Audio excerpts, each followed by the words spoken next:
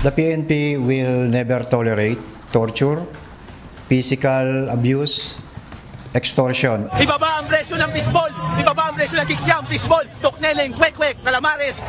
Nag-viral sa social media ang lalaking ito na sumama sa kilos protesta sa Maynila noong September 21 laban sa korupsyon. Sa halip kasi na kondinahin ang nagaganap na katiwalian sa pamahalaan, pagbaba sa presyo ng street foods ang kanyang panawagan.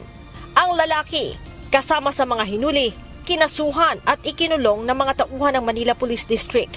Subalit ayon sa grupong karapatan, isang wanutong PWD o person with disability na may problema sa pag-iisip. Sinaktan din umano ito sa loob ng kulungan, bagay na itinanggi ng Manila Police District.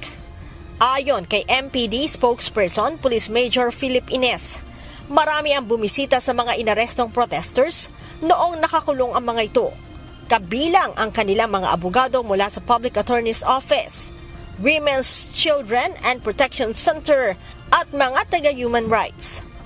Mataas ang pagrespeto natin, Ate Lea, sa ating mga nasa custody natin at alam natin kung paano ito pinoproseso. At yung mga kiniklaim nilang ganyan, sabi nga natin, alam naman natin kung ano yung purpose nila, bakit nila ginagawa yan. Kung merong sinasabi nilang pag-abuso sa aming hanay, patunayan nila ito at hindi ito konsunitihin. Ang sa atin lang dito, nakakalungkot kasi nga ginagamit lang nilang propaganda ito. Ayon pa kay Major Ines, kung talagang mayroong mental disability ang lalaki, korte ang magdidesisyon kung kailangan itong palayain. Sa atin dito, wala tayong hinuli na walang direktang partisipasyon, wala silang direct violation. Kaya natin na hinuhuli. At ang kailangan mag-decide nun, korte, kung ito ba ay palalayain dahil sa kanyang kondisyon, pero kailangan suportahan ito ng mga dokumento katulad ng mga medical records ng tao. Kahapon, nakalaya na at na-turn over na sa kanyang ina ang lalaking PWD.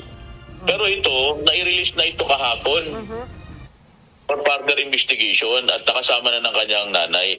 Sa 242 na nahuli ng MPD noong September 21 protest, 152 ang adult at 6 na po naman ang minor de edad.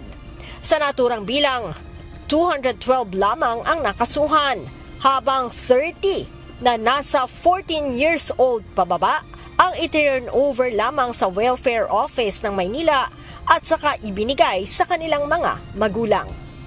Leia Ilagan, UNTV, News and Rescue. Diyos ang aming sandigan, serbisyo publiko ang aming pinahahalagahan.